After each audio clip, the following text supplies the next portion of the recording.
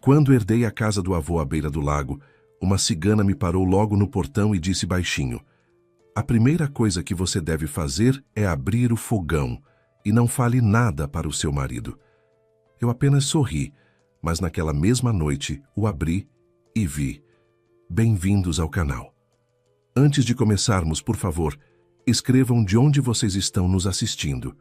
Desejamos a vocês uma boa escuta. A casa ficava numa margem suave, onde os velhos pinheiros chegavam até a beira da água.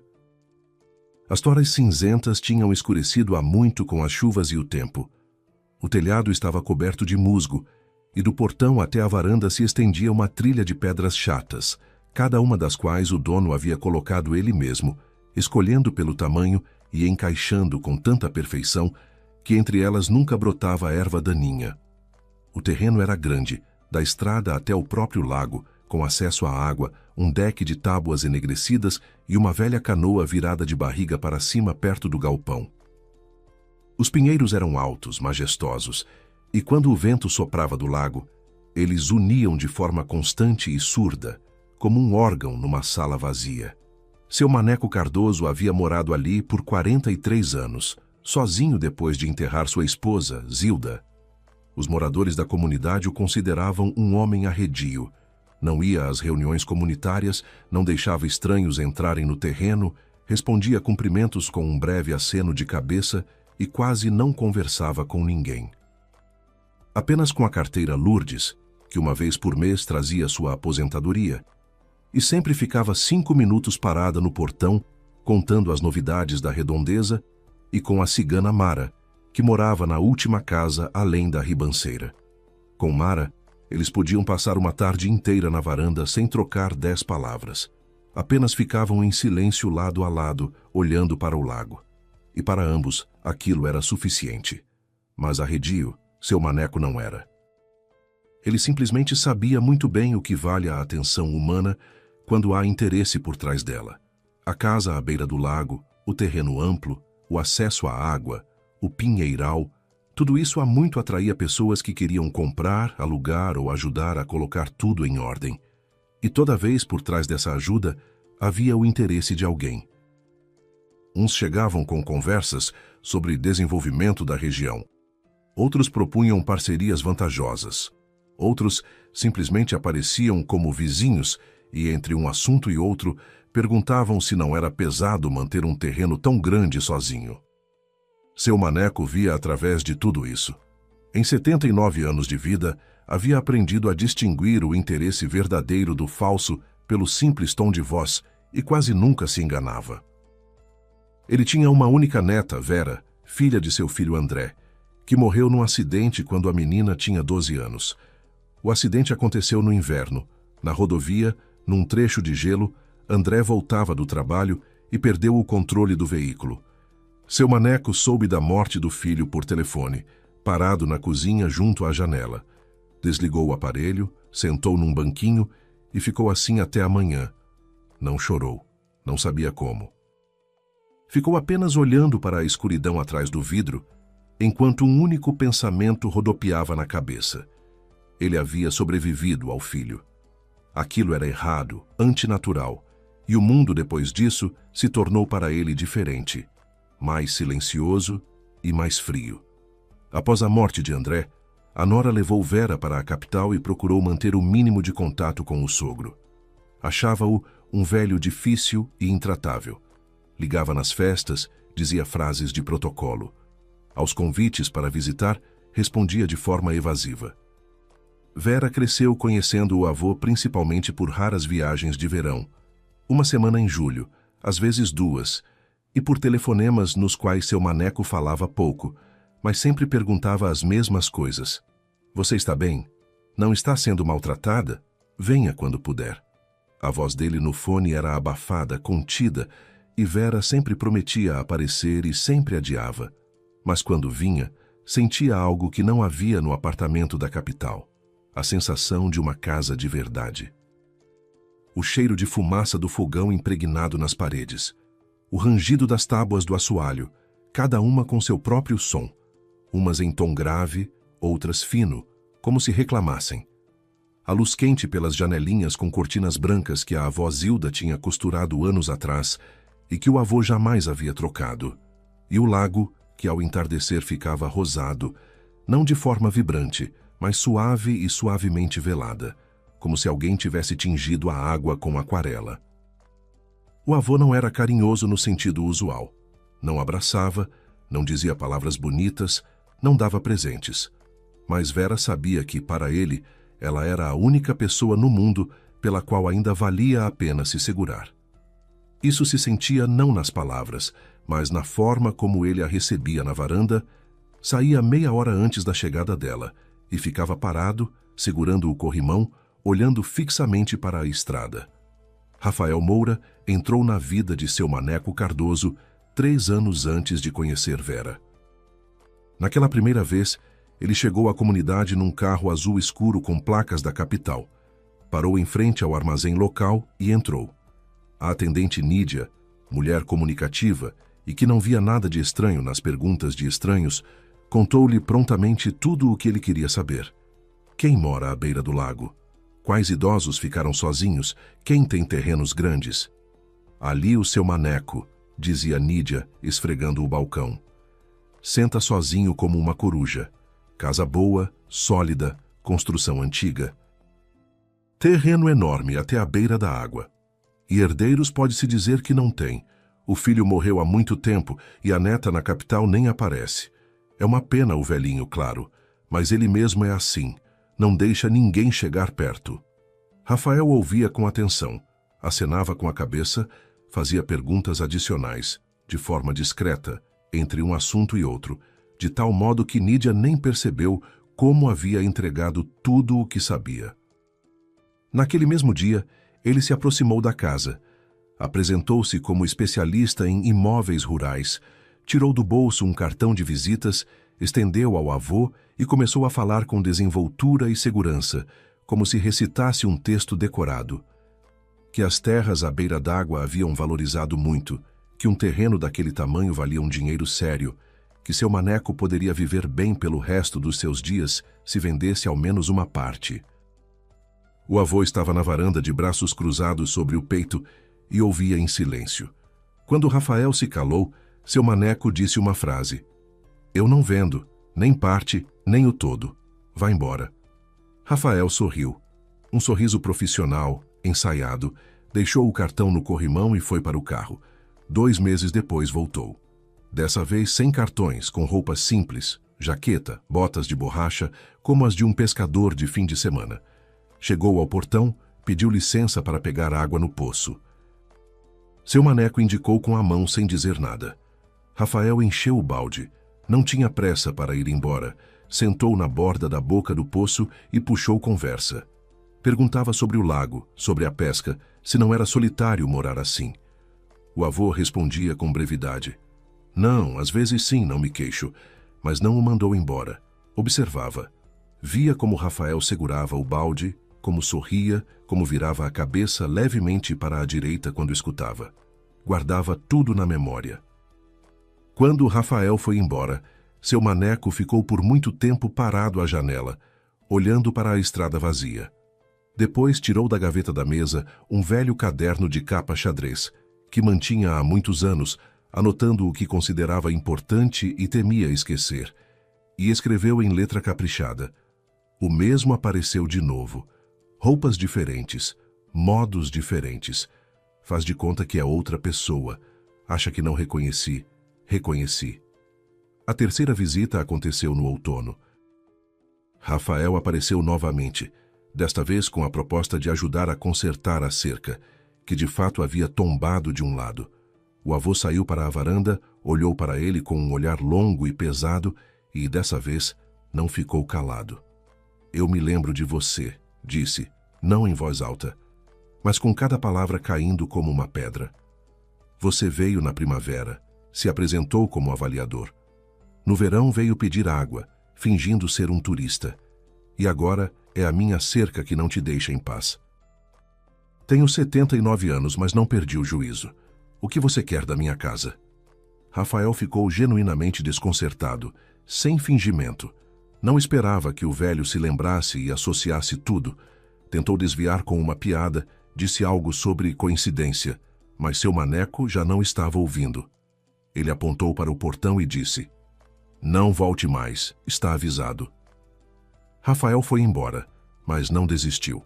Compreendeu apenas que não chegaria à casa pelo caminho direto e decidiu entrar por outro ângulo. Vera trabalhava como contadora numa pequena empresa de construção. Morava sozinha num apartamento de um cômodo que alugava num bairro periférico da capital. Quinto andar, janelas para o pátio, no parapeito um ficus ressecado, para o qual ela sempre esquecia de regar. Tinha 32 anos, a idade em que as amigas param de perguntar quando é o casamento e começam a desviar o olhar em silêncio quando o assunto é família. Vera não era infeliz. Havia aprendido a viver sozinha como se aprende a viver com uma dor crônica, acostumando-se a tal ponto que se deixa de perceber. Mas o cansaço de dias iguais se acumulava. Trabalho, mercado, série, sono. De manhã, o despertador. À noite, o silêncio. Ela queria que alguém viesse e quebrasse esse ciclo. E alguém veio. Rafael apareceu casualmente numa mesinha ao lado da dela, num café perto do escritório. Ele havia se preparado com antecedência. Levantou informações, descobriu onde a neta de seu maneco Cardoso trabalhava, como ela era, a que horas almoçava, em qual café costumava ir. Não era difícil. O perfil de Vera nas redes sociais era aberto, as fotos estavam marcadas com geolocalização. E Nídia, do armazém da comunidade, havia contado há muito tudo o que sabia. Durante 2 meses, Rafael observou antes de se aproximar, estudando seus hábitos, seu ritmo, seus pontos fracos. E quando se aproximou, fez isso de forma impecável. Derrubou um copo perto da mesa dela. Ela riu, ele se desculpou e ofereceu pagar um café para compensar o transtorno. Uma história comum como 1000 outras. E Vera acreditou justamente porque a história era comum. Não havia nada de suspeito, nada excessivamente bonito, nada que despertasse desconfiança. Rafael era cativante sem forçar. Sabia escutar de um modo que fazia o interlocutor sentir que suas palavras eram as mais importantes do mundo. Lembrava de detalhes: qual café ela bebia, quais flores gostava, em qual mão segurava o telefone. Não pressionava, não se impunha, simplesmente estava presente exatamente o quanto era necessário para que ela se acostumasse à sua presença e começasse a temer perdê-lo. 3 meses depois, eles eram um casal. 8 meses depois, ele fez o pedido, não num restaurante, não com um anel numa taça de champanhe, mas em casa, numa noite na cozinha, enquanto ela lavava a louça. Disse baixinho: "Vera, casa comigo." E ela acreditou que justamente aquela simplicidade era o que havia de mais verdadeiro. Vera estava feliz. Pela primeira vez em muitos anos havia alguém ao seu lado que parecia vê-la não apenas como uma parceira conveniente para a vida cotidiana, mas como uma mulher pela qual valia a pena se esforçar. Ela ligou para o avô naquela mesma noite. A voz vibrava de alegria. "Vovô, vou me casar. O nome dele é Rafael. Vamos até você na semana que vem. Quero que vocês se conheçam." Na linha pousou uma longa pausa. Vera ouvia o avô respirar, pesado, com um leve assobio, como respiram os velhos com o coração doente. "Rafael?" perguntou o avô. "Que Rafael? Descreva ele para mim." Vera se surpreendeu, mas descreveu. Alto, cabelo escuro, olhos castanhos, sorri muito, trabalha com imóveis. Na palavra imóveis, na linha pousou novamente um silêncio tão denso que Vera o sentiu quase fisicamente. "Venham", disse o avô secamente e desligou. Vera pousou o telefone e pensou que o avô estava simplesmente agitado. Não estava acostumado com novidades. Era um homem velho, precisava de tempo. Ela não podia saber que naquele momento seu maneco estava na cozinha, segurando a beira da mesa, e que diante dos seus olhos surgiam um após outro os rostos. O mesmo homem no portão, no poço, perto da cerca tombada. A mesma voz, o mesmo hábito de inclinar a cabeça levemente para a direita. E agora, esse homem estava ao lado da sua neta. O avô se abaixou devagar no banquinho, o mesmo em que havia sentado na noite em que soube da morte do filho, e pela primeira vez em muitos anos sentiu um medo de verdade. Não por si mesmo, mas por Vera. Eles chegaram numa manhã de sábado. O outono já havia tocado as árvores. As bétulas ao longo da estrada estavam amarelas. Os ipês ardiam de vermelho e o ar cheirava a folhas úmidas e a fumaça das chaminés. Rafael conduzia o carro com segurança, uma mão no volante, a outra pousada no joelho de Vera. Ela olhava pela janela e sorria. Pela primeira vez em muito tempo, ia ao avô não sozinha, mas com um homem que amava. Parecia que agora tudo voltaria ao seu lugar. O avô veria Rafael, conversaria com ele, entenderia que era um homem bom e confiável e, finalmente, deixaria de se preocupar. Rafael havia se preparado, trouxe um chá caro numa lata, elogiou a casa já desde o portão. Que lugar, que ar, que pinheiros! E imediatamente notou um degrau da varanda que estava solto. Seu maneco, deixa eu consertar. Tenho ferramentas no porta-malas. Questão de 10 minutos. Vera observava com alegria como seu futuro marido se esforçava para agradar ao único ser próximo que ela tinha. Via como Rafael sorria, como estendia a mão ao avô, como se inclinava para ouvi-lo melhor. Mas o avô não sorria. Estava de pé no vão da porta, levemente recuado na sombra, e olhava para Rafael da forma como se olha para alguém que se esperava há muito. Não com alegria, mas com um conhecimento pesado e sofrido. Rafael, ao encontrar aquele olhar, desfaleceu por um instante. A mão estendida para o aperto tremeu levemente e manchas brancas surgiram nas maçãs do rosto. Mas rapidamente se recompôs, sorriu mais abertamente e disse algo sobre a viagem, sobre o belo outono, sobre como Vera falava tanto do vovô. Seu maneco apertou sua mão em silêncio. A mão era seca, dura, com as veias salientes. A mão de um homem que trabalhou a vida inteira.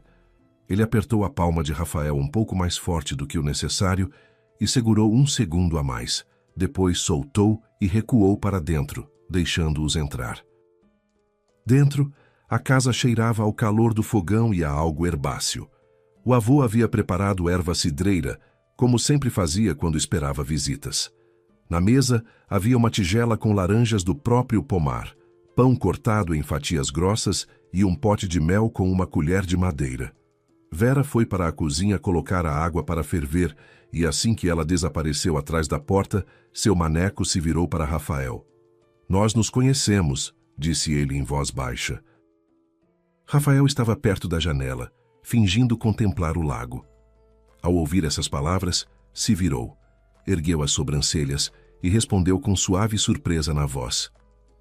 "Me desculpe, não acho. É minha primeira vez aqui." "Você esteve aqui 3 vezes." O avô falava de forma uniforme, sem pressão, como alguém que repete o que sabe com certeza. A primeira vez como avaliador. Trouxe cartões de visita, falava sobre os preços da terra. A segunda vez no verão de botas pedindo água. A terceira vez quis me consertar a cerca. Eu disse na sua cara que me lembrava de você e mandei que não voltasse mais. Depois disso você sumiu e 1 ano depois apareceu ao lado da minha neta. Rafael sustentou a pausa.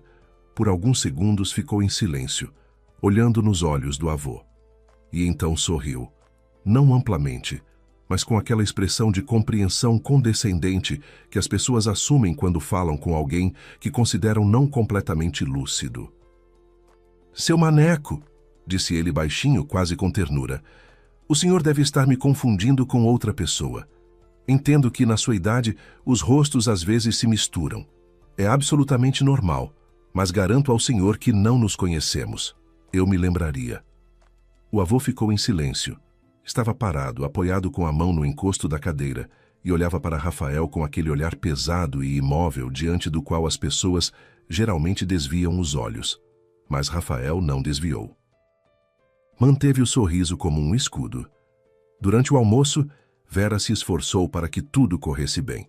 Distribuiu o suco nas xícaras, arrumou os pratos, cortou linguiça e queijo que tinham trazido da capital, E foi contando ao avô como havia conhecido Rafael, como ele a cortejou, como fez o pedido. O avô ouvia, comia devagar, de vez em quando levantava os olhos para Rafael e os baixava novamente. E então, quando Vera fez uma pausa para servir mais suco, ele disse diretamente, sem preâmbulos: Vera, este homem já tentou chegar à minha casa. Não acredite nele. O silêncio pousou sobre a mesa como uma toalha. Vera ficou parada com a jarra na mão. Olhou para o avô, depois para Rafael. Este balançou a cabeça com um ar triste e levemente confuso e disse baixinho, dirigindo-se não ao avô, mas a ela: Vera, vovô provavelmente só está preocupado com você. É normal. Ele não quer te deixar ir. Eu entendo tudo, não me ofendo. Ele cobriu a mão dela com a sua por baixo da mesa e apertou levemente, de forma suave e reconfortante. Vera pousou a jarra, sentou e respondeu ao avô: Vovô, você está enganado. Rafael é uma pessoa maravilhosa. Você simplesmente não o conhece. Seu maneco olhou para a neta por um longo tempo em silêncio. Depois virou os olhos para Rafael, depois de volta para Vera e assentiu com a cabeça. Tudo bem, disse, e não discutiu mais. Terminou o almoço, agradeceu e saiu para a varanda. Sentou no banco, tirou do bolso um cigarro. Fumava raramente, só quando havia algo dentro dele que não encontrava saída, e ficou muito tempo olhando para o lago enquanto Vera e Rafael recolhiam a mesa. Sabia que com palavras não provaria nada. Via como Vera olhava para aquele homem e entendia que ela não ouviria agora nada capaz de destruir a sua felicidade. Mas recuar não pensava em recuar, apenas compreendeu que era preciso agir de outra forma. Depois que eles partiram, o avô começou a se preparar. Entendia que a saúde já não era a mesma. O coração falhava cada vez com mais frequência. Pela manhã, o peito estava pesado como se alguém houvesse colocado uma pedra sobre as costelas, e as pernas inchavam de tal modo que, ao fim do dia, os sapatos não fechavam mais. Na última visita ao posto de saúde do interior, o médico o examinou. Ouviu por muito tempo com o estetoscópio, mediu a pressão, franziu o senho e então falou diretamente, sem rodeios, como se fala com pessoas que não toleram mentira. Seu maneco, seu coração está gasto. O próximo ataque sério pode ser o último. Tome os remédios, não deixe de tomar e não se agite. O avô ouviu, assentiu com a cabeça, enfiou a receita no bolso e saiu. Não porque estava com medo. Com medo, na sua idade, já era tarde demais. Mas porque compreendeu com clareza. O tempo era pouco e não podia ser desperdiçado em espera. A primeira coisa que fez foi procurar um advogado. Não um da capital. Os da capital ele não confiava. Lisos demais, rápidos demais para calcular os honorários. Foi até Dr. Geraldo Zotão, que morava no interior. Ocupava 2 cômodos no térreo de um velho prédio de tijolos e atendia pessoas simples há décadas. A Dr. Geraldo iam com testamentos, disputas de terra, brigas de herança, e ele ouvia cada um como se não tivesse outros clientes. Seu maneco chegou de ônibus, subiu os degraus desgastados, sentou na poltrona diante da mesa coberta de pastas e disse sem preâmbulos: Doutor Geraldo, preciso fazer com que minha casa fique somente para a neta, não para o marido dela, não para mais ninguém, somente para ela. E que nenhuma procuração, concordância ou outro artifício possa mudar isso. Zotão tirou os óculos, os limpou na barra da camisa, colocou de volta e fez algumas perguntas, com calma, de forma objetiva, sem curiosidade excessiva. Quem são os herdeiros? Há outros parentes? A neta é casada? Quando seu maneco falou sobre Rafael, brevemente, de forma seca, apenas os fatos, Zotão assentiu e disse: Entendido. Vamos resolver. O testamento ficou incomum.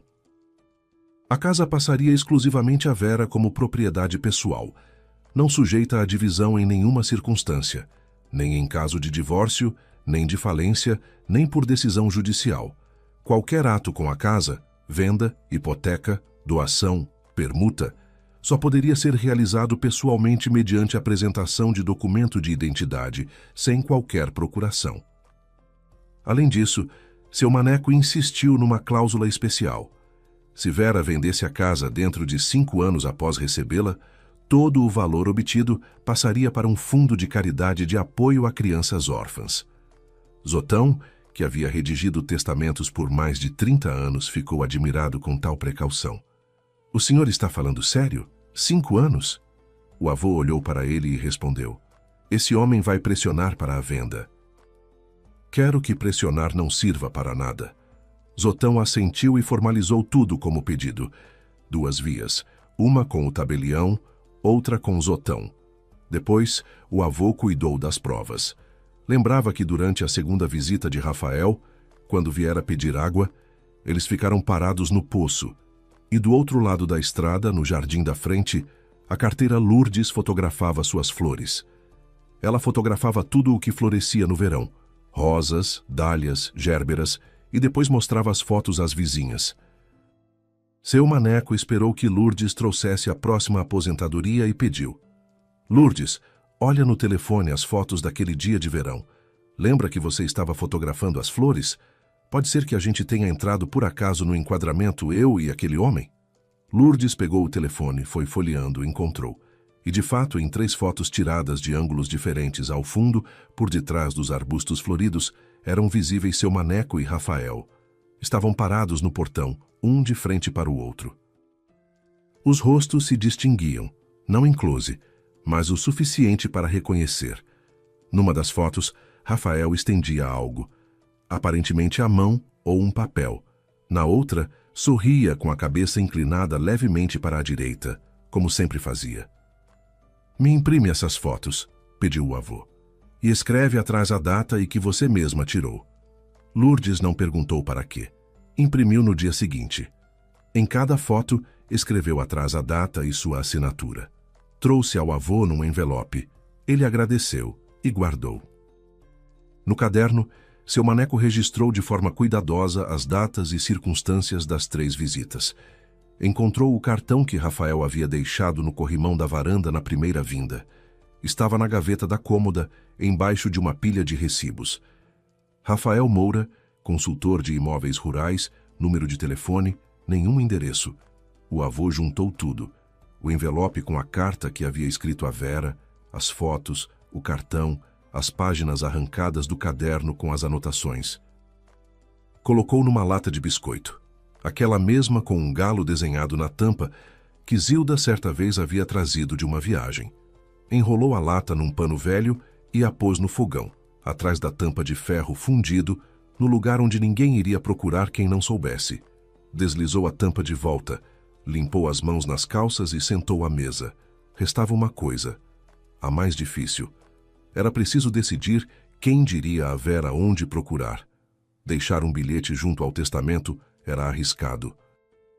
Rafael poderia estar presente quando Vera fosse revisar os papéis. Poderia ler antes dela. Poderia interceptar. Uma carta pelo correio era pouco confiável. E quem sabe quando chegaria. Ligar? Mas quando?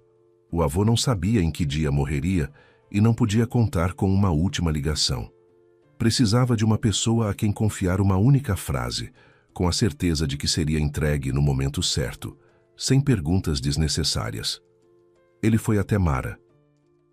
A cigana morava na extremidade da comunidade havia mais de 20 anos, depois que sua trupe seguiu em frente e ela ficou. Ninguém sabia ao certo por que não tinha ido com os outros. Uns diziam que havia brigado com o marido, outros que se cansara da estrada. A própria Mara não contava. Morava numa casinha com uma varanda torta, criava 3 cabras, vendia leite e requeijão, no verão colhia ervas e as secava em molhos embaixo do alpendre. Os moradores da comunidade a tratavam de formas diversas, uns com cautela, outros com curiosidade, outros com aquela indiferença condescendente que as pessoas do interior demonstram por quem vive fora das regras comuns. Seu maneco a tratava de outra forma. Entre eles, havia algo difícil de explicar com palavras. Não uma amizade no sentido habitual, mas uma confiança silenciosa e firme, construída ao longo dos anos sem uma única conversa sobre confiança. Quando Zilda estava doente, Mara trazia chás de ervas e deixava na varanda sem entrar na casa. Quando Zilda morreu, Mara veio à noite, sentou no banco ao lado do avô e ficou assim a noite inteira sem dizer uma palavra. De manhã, foi embora. Nunca mais voltaram a falar sobre isso.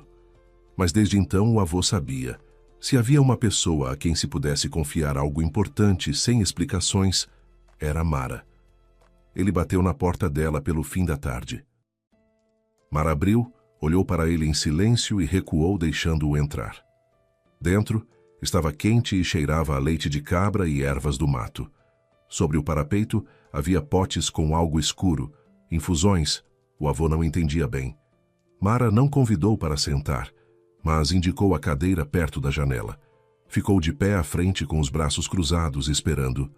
Mara, disse seu maneco, em breve vou morrer.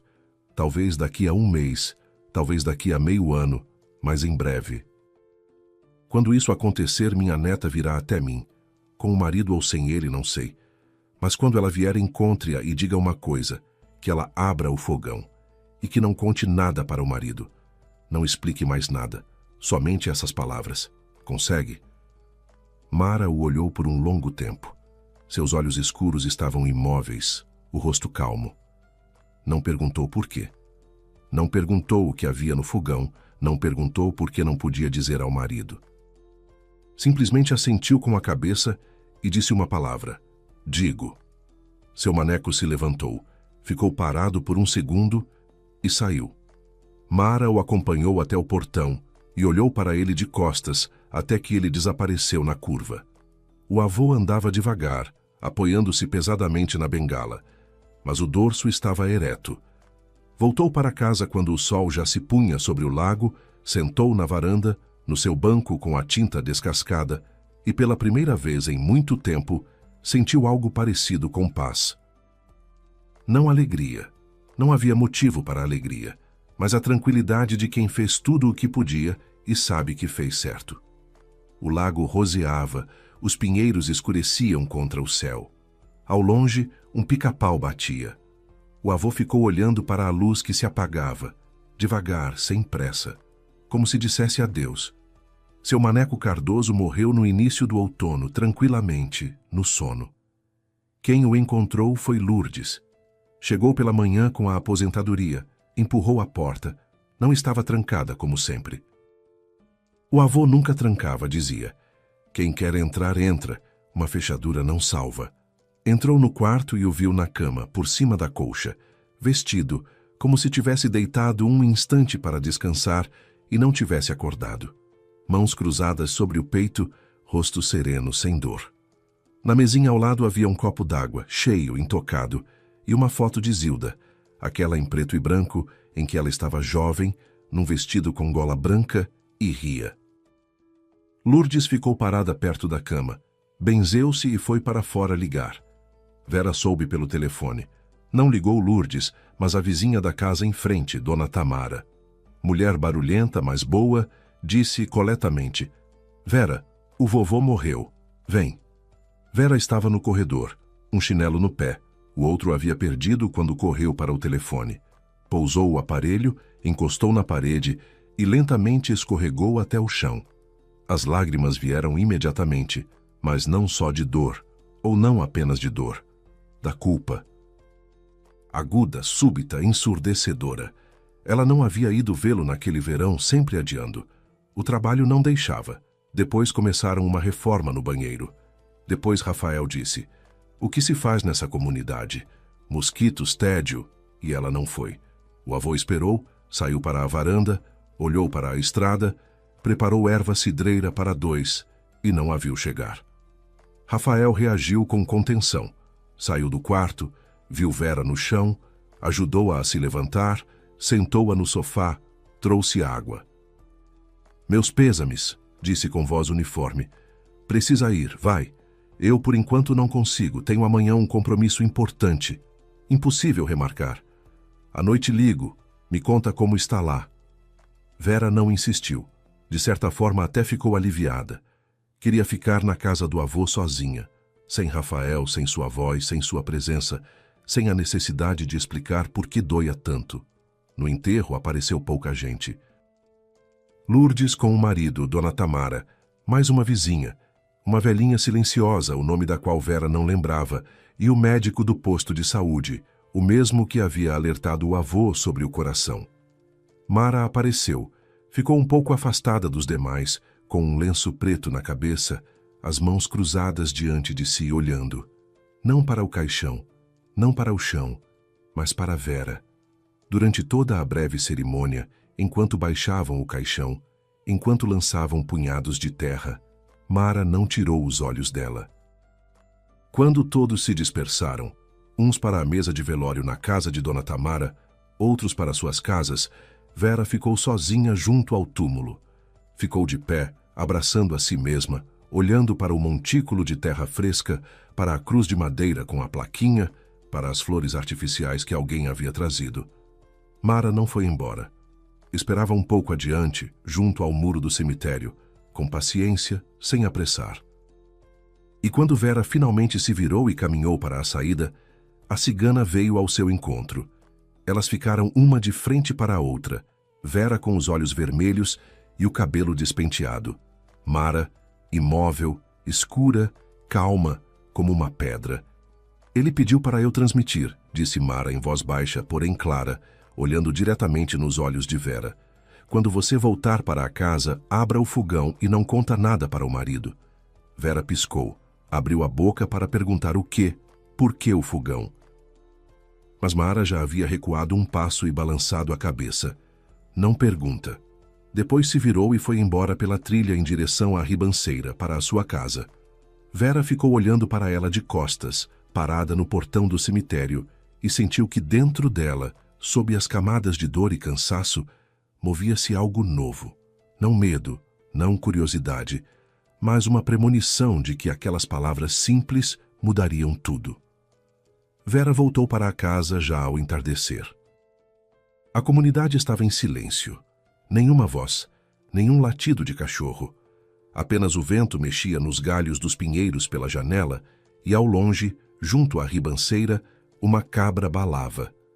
Na casa estava frio.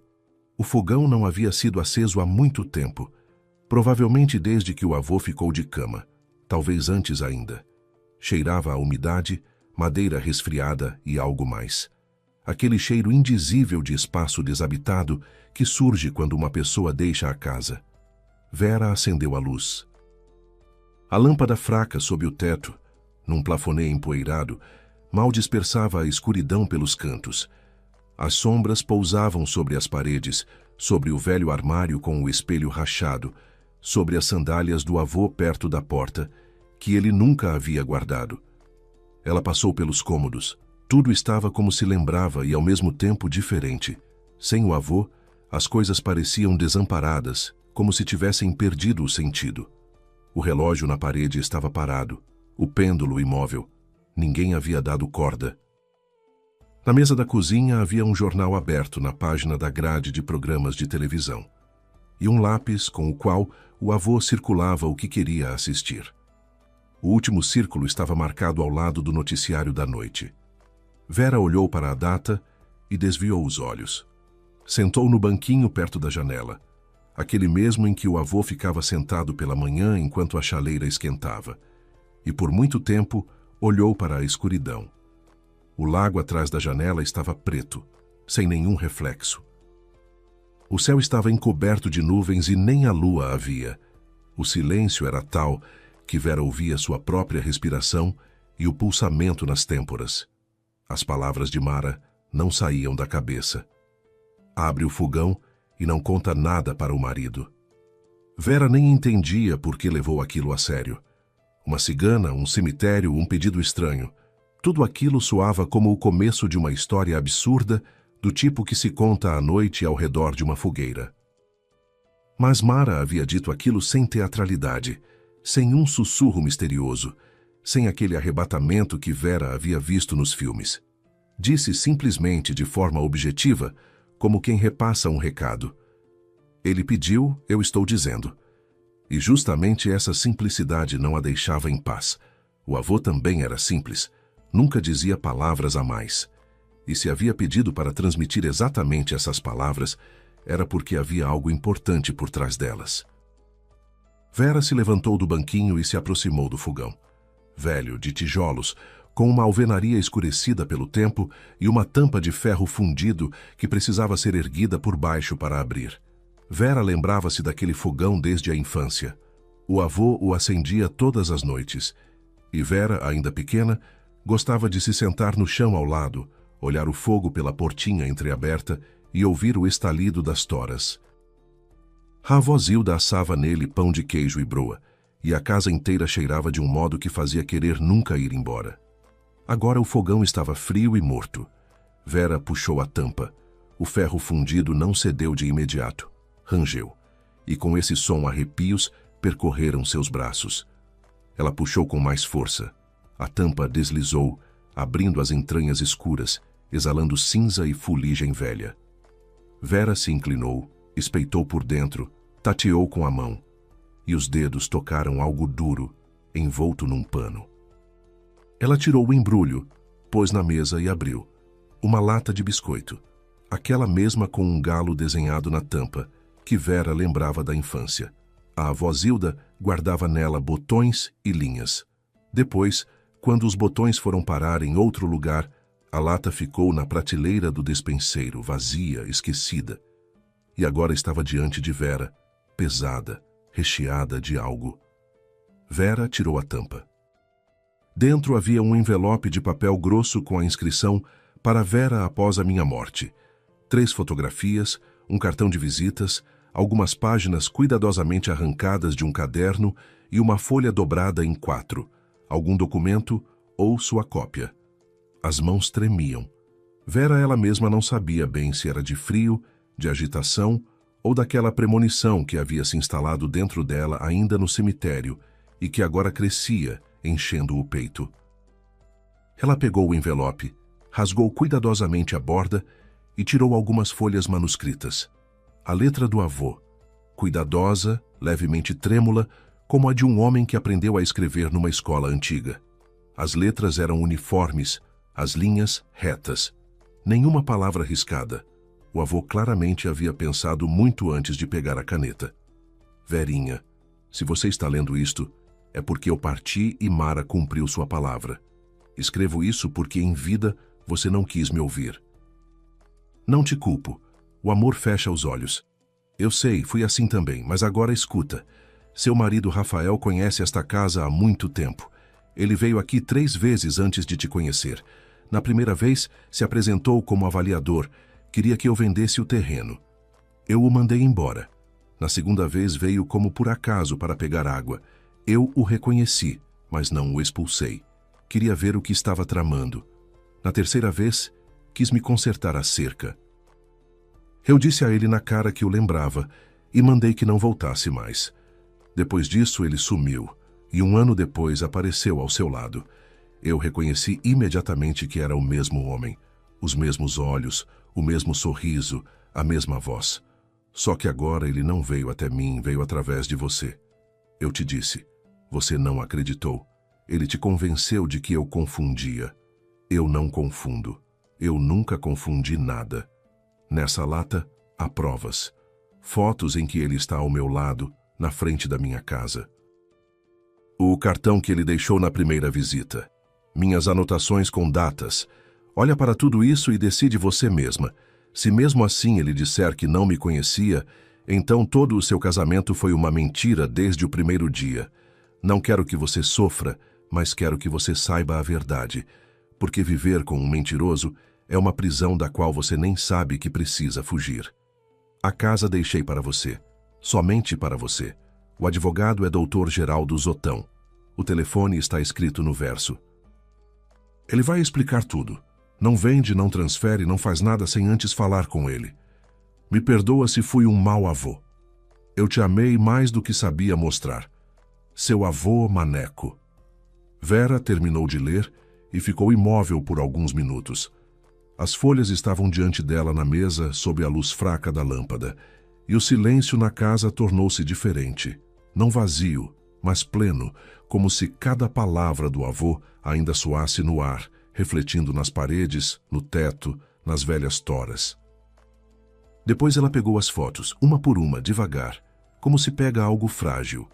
Na primeira, o pátio da casa do avô, o poço, o portão, ângulo familiar até a última tábua, a visão da estrada através do jardim da Lourdes. No portão, 2 homens, o avô, na sua camisa xadrez de sempre, com as mãos nos bolsos, e um homem mais jovem do que agora, sem barba, com um corte de cabelo diferente, numa jaqueta leve. Mas era Rafael. Seu rosto, sua figura, seu hábito de inclinar levemente a cabeça para a direita quando escuta. Vera o reconheceria entre 1000 pessoas, em qualquer foto, em qualquer época, com qualquer corte de cabelo.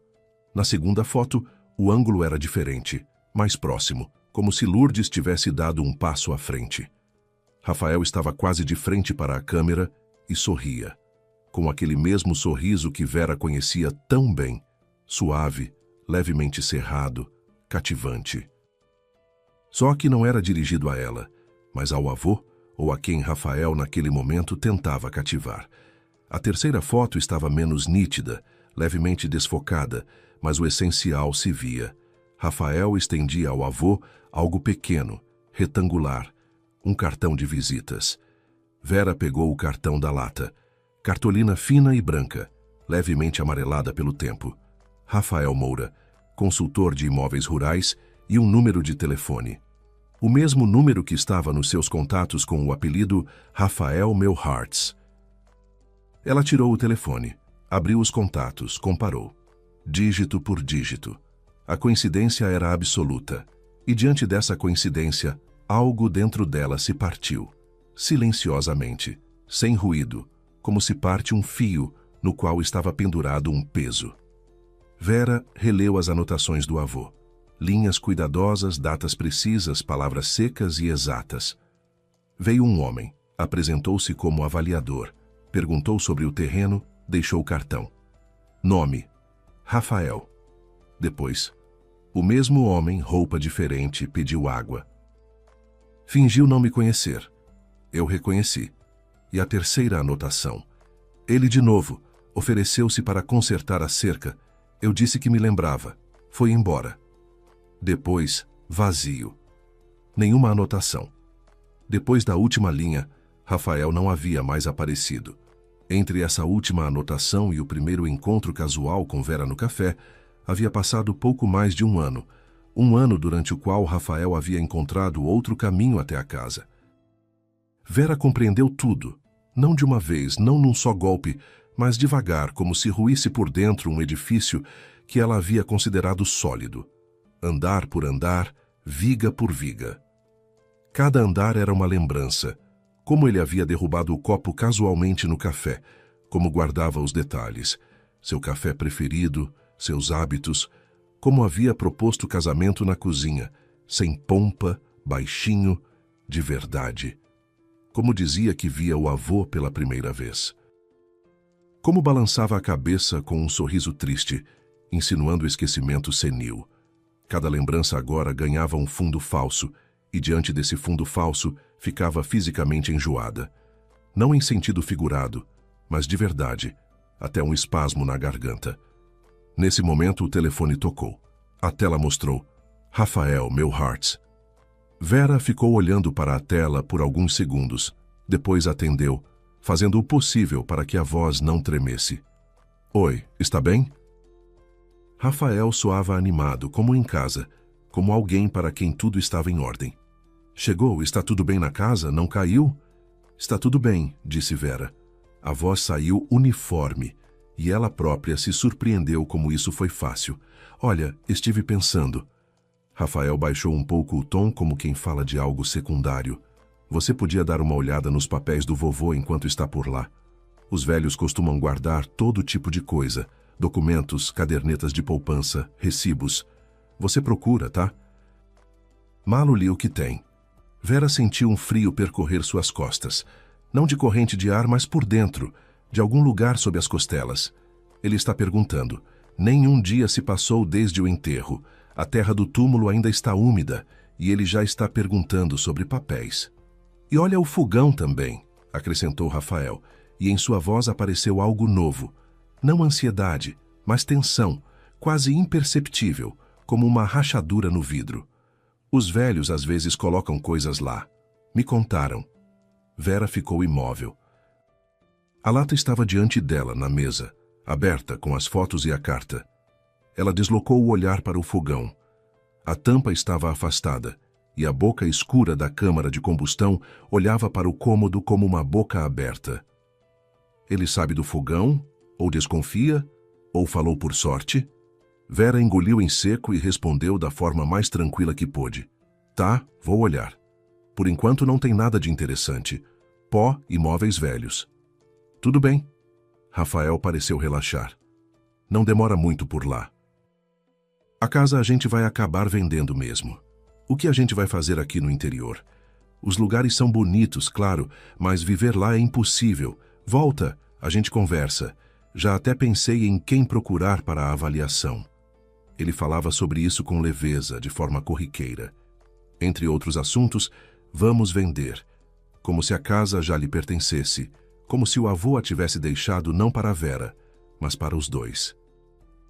Como se não fosse memória. Não fossem paredes que haviam absorvido a vida de 3 gerações, mas simplesmente um imóvel que precisava ser convertido em dinheiro. E Vera, de repente, ouviu claramente em sua voz algo que não havia notado por anos. Não cuidado, não afeição, nem mesmo indiferença, mas impaciência. Uma impaciência gananciosa, mal disfarçada, de quem esperava há muito o seu momento e finalmente o tinha. Certo, disse Vera, e desligou. Depois ficou sentada à mesa por muito tempo. Não chorou, não gritou, não ligou para amigas, não mandou mensagens. Ficou apenas olhando para a foto em que seu marido estava ao lado de seu avô, no mesmo pátio onde ela se encontrava agora, e pensava em quantas vezes Rafael havia olhado nos seus olhos e dito que a amava, sabendo que cada palavra era um lance num jogo cujas regras só ele conhecia. Na manhã seguinte, Vera ligou para Dr. Geraldo Zotão. O número estava escrito no verso da carta do avô, com letras grandes, nítidas, para que ela conseguisse ler com certeza. A voz no telefone era rouca, não jovem, mas firme. A voz de quem está acostumado a conversas sérias. Vera, disse Zotão sem esperar que ela se apresentasse. Estava aguardando seu contato. Seu avô avisou que você ligaria. Venha me ver. Estou no interior. Passo o endereço. É uma conversa que não se tem por telefone. Ela chegou 2 horas depois. Zotão a recebeu num pequeno escritório abarrotado de pastas e com cheiro de papel velho. Mesa antiga, 2 cadeiras, abajur num suporte articulado. Na parede, um calendário do ano retrasado que ninguém havia passado. Zotão ouvia em silêncio enquanto Vera contava sobre o que encontrara no fogão, sobre as fotos, sobre o cartão, sobre as anotações, sobre a ligação de Rafael na véspera. Não a interrompia, não acenava com a cabeça, não mudava a expressão do rosto. Quando ela terminou, ficou em silêncio por um segundo, depois assentiu e disse: seu avô era um homem sábio, um dos mais previdentes que encontrei em 30 anos de trabalho. Ele veio me ver 1 ano antes de morrer e me contou tudo sobre as visitas do seu marido, sobre as fotos, sobre suas suspeitas. Preparamos o testamento de modo que seu marido não pudesse ter acesso à casa em nenhuma circunstância. A casa é sua propriedade pessoal, recebida por herança, não adquirida em conjunto, não sujeita à divisão. Nenhuma procuração tem validade, somente sua presença pessoal com documento. E mais uma coisa, seu avô incluiu uma cláusula. Se a senhora vender a casa dentro de 5 anos, todo o valor da venda irá para um fundo de caridade. Ele sabia que seu marido pressionaria pela venda e fez de modo que pressionar fosse inútil. Vera estava sentada à frente dele, apertando as mãos sobre os joelhos, e ouvia. Cada palavra de Zotão caía como um tijolo, pesada, sólida, irrevogável. Ela de repente viu com clareza como o avô havia enxergado o futuro, como havia calculado com precisão cada passo de Rafael, cada movimento dele, e como havia preparado meticulosamente, sem agitação, sem pânico, uma defesa, não para si, para ela. E se Rafael pedir a divisão dos bens no divórcio? Perguntou Vera. Zotão balançou a cabeça. A casa foi recebida por herança. É propriedade pessoal, não se divide. Ponto final. Além disso, seu avô me pediu para guardar cópias autenticadas de todos os documentos, o testamento, as cláusulas, os atos notariais, caso alguém tentasse contestar. Contestar não vai dar. Eu respondo por isso. Vera ficou em silêncio. Pela janela do escritório barulhava a rua. Passou um caminhão, alguém gritou do outro lado da calçada, um cachorro latiu. A vida comum de uma cidade comum do interior, que não tinha nada a ver com o que estava acontecendo naquele pequeno cômodo. Quero me divorciar, disse Vera. Zotão a olhou atentamente por cima dos óculos. Não se surpreendeu. Aparentemente esperava essas palavras, mas não respondeu imediatamente. Vera, disse ele devagar, escolhendo as palavras, vou ajudá-la a encontrar uma boa advogada. Tenho uma pessoa de confiança. Mas primeiro, não se apresse. Entendo que agora a senhora quer resolver tudo de uma vez, mas escute um homem velho que viu centenas de casos assim. Não mostre ao marido que você sabe. Por enquanto, nenhuma palavra. Volte para casa, viva como antes. E enquanto isso, verifique tudo. Contas conjuntas, procurações, empréstimos, seguros. Tudo o que ele possa ter feito em seu nome ou sem seu conhecimento. Prepare-se, junte os fatos, documente, faça cópias, e somente quando tiver o quadro completo, aí sim, haja. Não antes. Vera assentiu. Não queria esperar. Queria voltar para casa, jogar as fotos na mesa da frente dele e dizer tudo o que pensava. Mas em algum lugar por dentro, sob a raiva e a dor, se mexeu a voz do avô. Aquela mesma voz abafada e contida que falava ao telefone. Não se apresse. Pensa. Faz direito. E ela decidiu ouvir. As 3 semanas seguintes foram para Vera o tempo mais difícil da vida. Voltou para casa e continuou vivendo com Rafael, como se nada houvesse mudado. Fazia jantares, respondia às perguntas, deitava-se ao lado dele, ouvia sua respiração na escuridão. E cada vez que ele a abraçava ou dizia, te amo, algo dentro dela ia se vitrificando, devagar, sem ruído, como água que congela à noite quando ninguém vê. Mas não cedeu. Fazia o que Zotão havia recomendado, tranquilamente, metodicamente, sem emoção, como contadora que era por profissão. Começou pelos extratos bancários, solicitou o histórico de movimentação da conta conjunta por 2 anos e encontrou o que numa vida normal jamais teria procurado. Rafael regularmente, a cada 2 ou 3 semanas, transferia dinheiro para uma conta que Vera não conhecia. Os valores variavam. Separadamente não chamavam atenção, mas em 2 anos havia somado uma quantia considerável. O dinheiro ia para uma conta pessoal dele em outro banco, cuja existência Vera desconhecia. Depois ela encontrou um cartão de crédito, não o dela, ou melhor, o dela, mas do qual nada sabia. Rafael havia solicitado no nome de Vera, com um limite alto, de alguma forma assinando os documentos sem o conhecimento dela. O cartão estava ativo e parcialmente utilizado, com uma dívida significativa. Vera estava sentada na cozinha, olhando para a tela do notebook, e sentia como a raiva subia devagar pela garganta como uma onda quente. Não histeria, não lágrimas, uma raiva fria e lúcida de quem foi roubado à luz do dia. Ela encontrou no notebook dele uma troca de mensagens com um corretor de imóveis. Rafael não havia colocado senha na pasta, provavelmente confiante de que Vera jamais fosse lá. A conversa era comercial, seca. Discutia o valor aproximado do terreno com acesso ao lago, as perspectivas de venda levando em conta o estado da construção, o preço mínimo por metro quadrado na região. Estava datada 4 meses antes do casamento. Rafael preparava a venda da casa antes mesmo de colocar a aliança no dedo de Vera. mas a descoberta principal a esperava no telefone. Numa noite, quando Rafael adormeceu na frente da televisão no sofá, Vera pegou o celular dele, desbloqueou, o código ela sabia há muito, ele nunca havia mudado, e abriu o mensageiro. Na lista de contatos, encontrou o nome Igor Trabalho.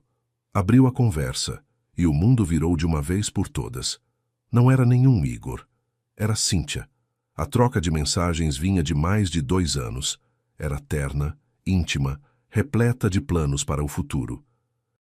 Cíntia sabia de tudo. Da casa à beira do lago, do avô, de Vera, do casamento. Chamava Vera de sua contadora e perguntava quando poderiam enfim viver como gente. Rafael respondia com paciência e ternura, de um modo como jamais havia conversado com Vera. Logo aguenta, está tudo indo conforme o plano. Uma mensagem, Vera leu 3 vezes. Rafael escrevera: aguenta mais um pouco, o velho vai logo morrer, a casa vai passar para ela, e aí eu a convenço a vender. Metade nossa ou tudo se jogar certo. A data, 2 meses antes da morte do avô. O avô ainda estava vivo quando Rafael descrevia à amante como gastaria o dinheiro da casa dele. Vera pousou o telefone na mesinha de cabeceira, foi para a cozinha, sentou no banquinho, encostou a testa na parede fria da geladeira e ficou assim até amanhã. Não chorou. As lágrimas tinham acabado em algum momento durante a madrugada. Depois, restou apenas o vazio e uma estranha calma tilintante. A mesma calma que chega quando não há mais nada a perder. Na semana seguinte, Vera estava pronta. A advogada Renata, mulher dura e rápida, indicada por Zotão, ao estudar todo o material, disse brevemente: você tem um caso de ferro, vamos agir. O pedido de divórcio foi dado entrada. O cartão de crédito foi bloqueado. O dinheiro da conta conjunta, Vera transferiu para uma nova, sobre a qual Rafael não sabia. Numa sexta-feira à noite, ela preparou o jantar. Macarrão comum com frango, do jeito que ele gostava.